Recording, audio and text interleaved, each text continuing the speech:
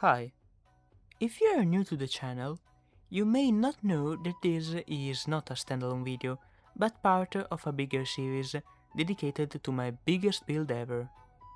It's been a year since I've started this project, and today, with great pleasure, I inform you that it's almost completed.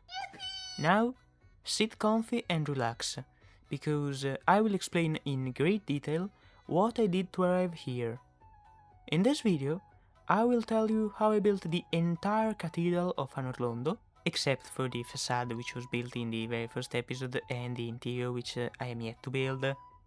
As always, I needed to decide where to start building, and I went with the most obvious choice of the part most close to the areas I already built. In this particular instance, we will roughly follow the path the chosen undead must take the first time he traverses Anor Londo. So we'll first descend on the buttresses connecting the right side of the cathedral to the tower, then we will ascend towards the ledge where the silver archers are located, and while doing that, I will build the various towers and flying buttresses surrounding that area. Then we'll have arrived at the entrance on the right side of the transept. That is the nave perpendicular to all the other ones. This is not a Christian cathedral, but I will use the same terms used to describe one nonetheless, because the base structure takes a lot of inspiration from real-life churches, like the Duomo of Milan, even if the function of the different areas are obviously not the same. As I said previously, I will not build the interior today, but I will still build the area above the entrance at the top of the transept and the back of the cathedral. It's been around 3 months since I've actually posted anything on this channel, and while I was busy not posting anything, I have worked on multiple things, not only this project. So if you are curious about what I do, I invite you to subscribe. Thanks a lot to all who do. Let's stop wasting time talking, because now it's time to actually show you my work.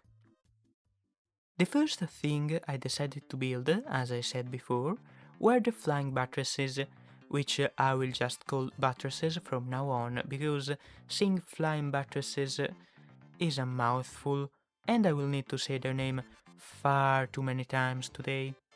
So, as I was saying, I built the buttresses that serves as bridges between the cathedral and the tower. They were not too complex in their design, but still quite enjoyable to build. This kind of buttress would be reused at slightly different angles and scales in many other parts of the project, but now it's not that important. Thanks to the Axiom mod, I can build them in practically no time. The only part that gave me some problem was the decoration on the sides, which I had to simplify because it just wouldn't fit at this scale. Like many other parts of the city, the buttresses are clearly inspired by the Duomo of Milan. In this case, the decoration on the side is practically the same. That aside, the more interesting part about them is their function in the city. While the ones connecting the church with the painting of Ariamis to the bridge were quite clearly not intended as walkways, these ones here seem to serve as the only way to access the tower nearby. They even have railings that give you some kind of protection from falling, which, as you may imagine, are not present in any real-life churches, at least from the ones I could find. The most similar thing that was ever used is a single row of decorative elements running down at the center of the buttress, not at the sides. In general, this area is where you start to see the more video gamey side of the city, with all the really strange architectural choices. For example, many of the buildings in the city seem to be places where you can actually enter and with a functional interior, even if they actually don't have any kind of interiors in the game. But except for the windows on the top floor, this tower here seems to be a solid piece, with no interior to be found. It's quite cardboardy in look once you notice that. Other than this strange thing, the tower wasn't that interesting, but it took me some time to build because of the many different complex textures and the shapes that obviously takes quite a lot of time to make. This tower alone is around 500 blocks tall. It wouldn't even fit in a normal world. The tower uses the square and the octagon as its base shapes and can be easily separated in 5 different vertical levels, with a different set of decorations and 4 identical pilasters located in the 4 corners. Like the central body, they are vertically sectioned and use the square as the base shape, but their sections don't coincide with the levels of the main body.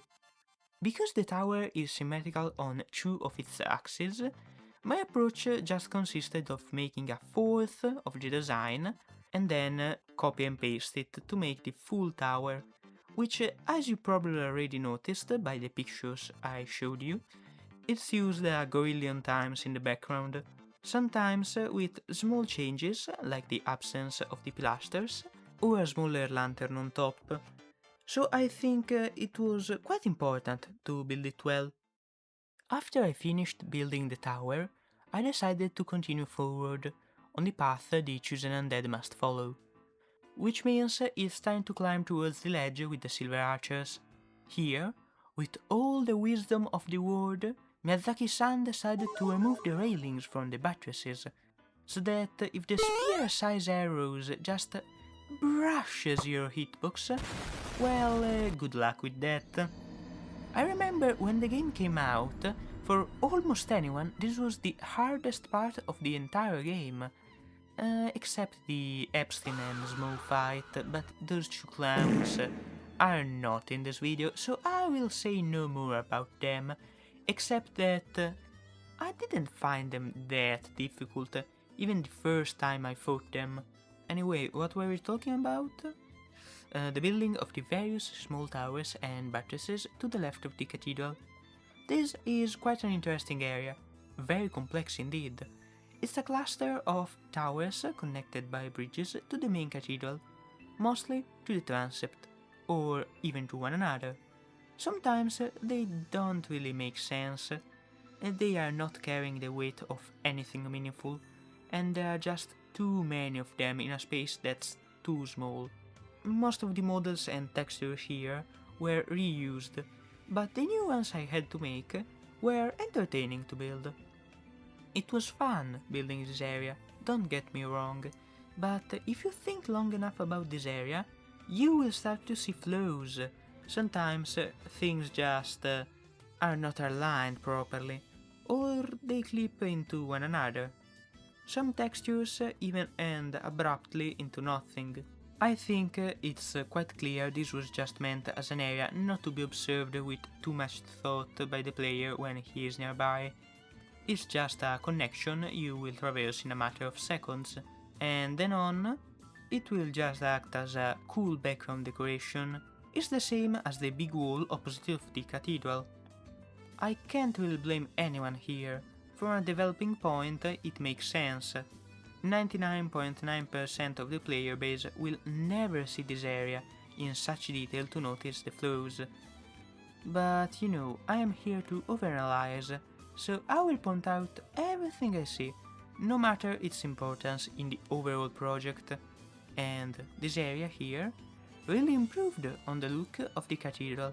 So Miyazaki taught us a lesson today. You should know where to commit, because you may know an area has some problems, but you are the developer, you know everything about that area. If a separate person sees it for the first time, chances are they are not gonna notice what you notice. Most of the bigger towers use the same model and textures as the ones in the background, so it was just a matter of getting the scale right. They took practically no time to build. We have now climbed on the top of the buttresses. We have slayed the Silver Knights, And now we can enter the transept. I will not build the interior, at least not today, so we'll just skip it for now. Also, I am not really that good at building conventional interiors, but here, because of the large scale, I hope I will be better. This area is quite unorthodox for a cathedral. It looks more like a bridge or aqueduct than a transept. If you look down below, it's supported by two enormous arches, which start to look more strange the more you look at it. The argument that I made when talking about the previous area also applies here. The ground level is not that well made because it doesn't need to be. Let's focus on what is actually meant to be observed by the player, the facade of the transept. It is quite detailed and is divided in 3 vertical levels, the top 2 corresponding to the interior rooms, while the third is just the area down below. 2 octagonal large columns are also present on the sides. They house a stairwell each. I am really looking forward at building this area interior, because it's the one with more different rooms and complex layout. It looks challenging, but also something that I would really enjoy. I guess I shall wait for the next episode to find out if I am right or not. In real churches, transepts are normally topped with a slanted roof, but here it's different. This one has a flat top that serves as some kind of terrace, complete of railings, and 3 doors from which you can access the stairwells that help you traverse the rooms below. 2 are located in the octagonal towers I mentioned before, while the third one is on the right. It's housed in a short cylindrical structure with a conical roof, a combination that is found nowhere else in the whole cathedral. Most roofs are pyramids with a square base, and almost nothing big uses a circle as its base. Only half of the structure is visible to the player, because the other half is engulfed by another building. This structure almost looks like a little separate church that was plucked from somewhere else and put here. That look is due to the fact that its side walls aren't connected to the transepts, so it leaves barely enough room to walk, but not enough to look like an intended path. Those walkways also just lead to dead ends, which enhances the feeling of they are not meant to be here. This little building is made up of a main rectangular structure with a simple slanted roof, some very thin towers on the side, and it also has a lantern-like complex on top that consists of a cubical structure, elongated on one side to connect with the roof of the cathedral, and a large window on the other 3 sides. Nearby there are also 2 towers identical to some of the ones I built before. This design here is used a lot in the backside of the cathedral, so it will come up again. The structure in itself was quite simple and didn't pose too much of a challenge. The only hassle I had was with the decoration on the towers. Being so thin, they were quite a hard surface to decor. I just didn't have enough room. Other than this building, on top of this transept, we can also find 4 strange structures, which, to be fair, I didn't even remember existed. They are just part of the railing, so I bet no one of you ever gave them a closer look. But they are actually quite interesting, because their shape is very unusual for Anor Londo. They have 2 holes in the top, and are generally weird. What exactly are they? Well, I think I got the right answer. They are chimneys. Yes, chimneys. They almost perfectly match the position of the 4 fireplaces in the rooms below, and they even have a darker part to simulate the spot where the soot accumulates. But if you are a real close observer, you will remember that there are 5 fireplaces in total, because one is fake. I'm talking about the hidden wall, after which you find Avler's set of armor and the occult club. That fake fireplace does not have a chimney. Here they really thought about the details. But unfortunately I think no one ever before figured that this specific fireplace was a lie, thanks to the missing chimney. Still, gotta give credit to the environment designer, who did a real fine job here. Unfortunately, I can't figure out who exactly was the one who thought of this detail, but I think he was a genius. We have now completed all the exterior of the buildings of Anor Londo, where the player can walk. So, what will I build now if the only thing that remain are the interior rooms? Well, obviously I will build everything else, and by that I mean that everything we will discuss from now on is basically just an out-of-bound environment. You can't get near these parts normally, but they are necessary to build, because the cathedral without its back half would look quite incomplete, wouldn't it? The area I am talking about is meant to be seen from far away. For example, it makes a great view in the initial cutscene or from the top of the Great Wall, but when you see it from this close, you will notice it's less detailed than other parts of the city. So, to make my work easier, I will too make it with less details, at least when talking about the small scale. Let's first start by building all the large polygons that make up the basic wall structure. The walls can be easily made with 3 giant horizontal rectangles, around 450 blocks in length, connected to one another with roofs that are at an extremely annoying 43 degrees. But that didn't bother me, because as I have said before, countless times, this is my project, and I will bend the proportions of the original project here and there just to make everything somewhat better and easier on my side.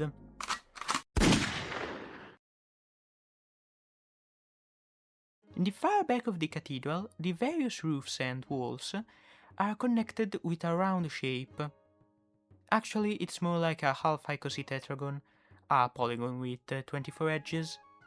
It was decently simple to recreate the shape of the roof, thanks to the triangle fan option in the modeling tool of the Axiom mod and the shape tool for the base polygon. Now that we have a basic shape, we need to add the textures.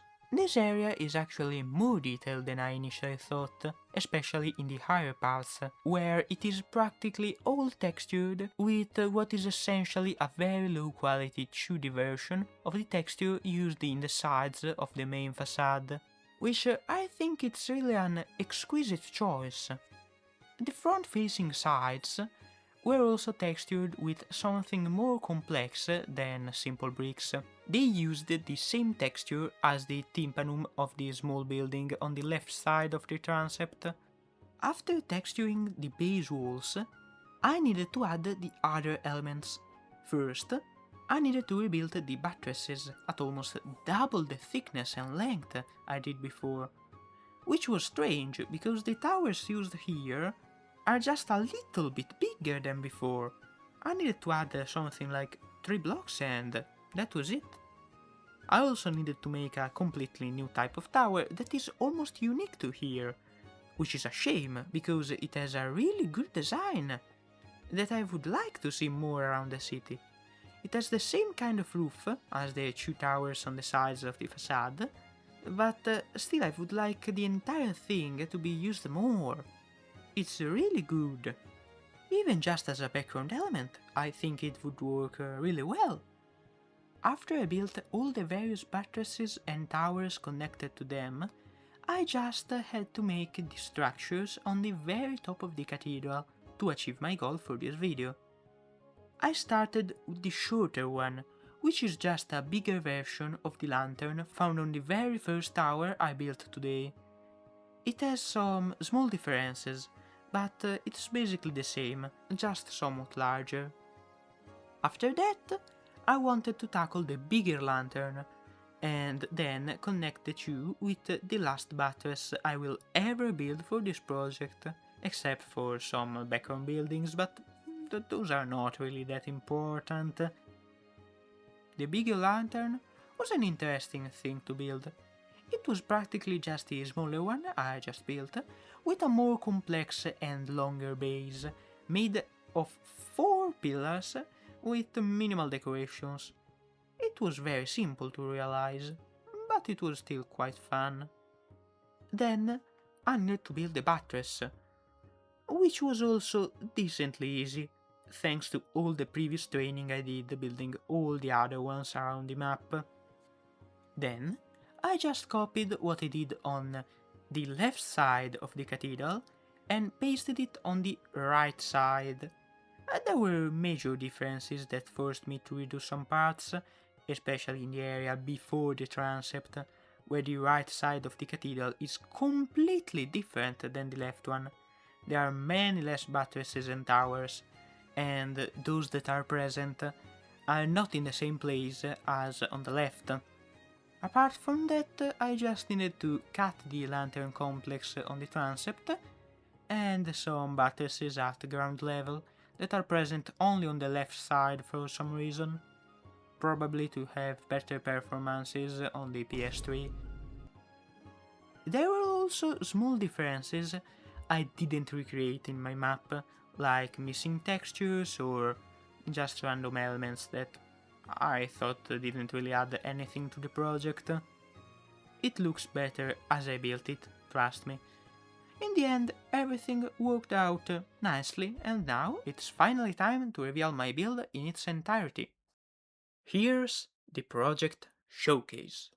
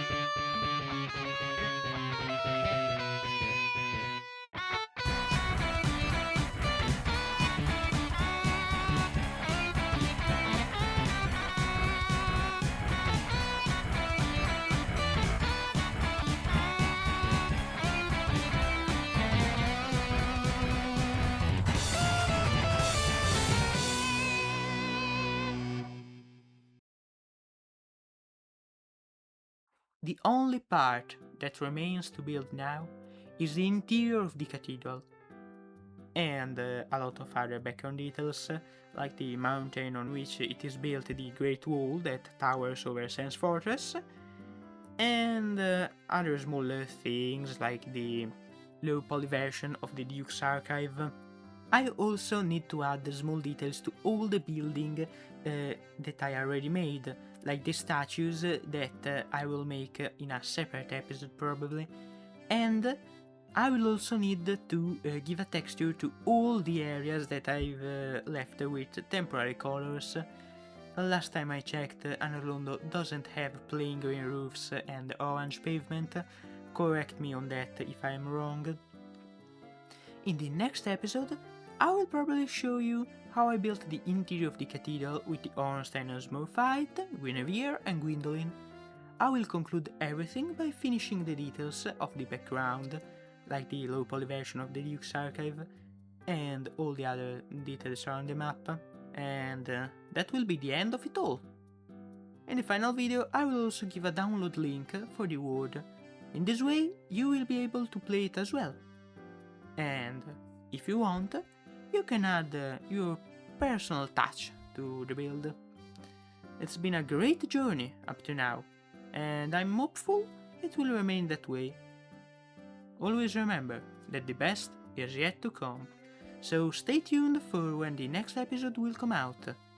See you next time!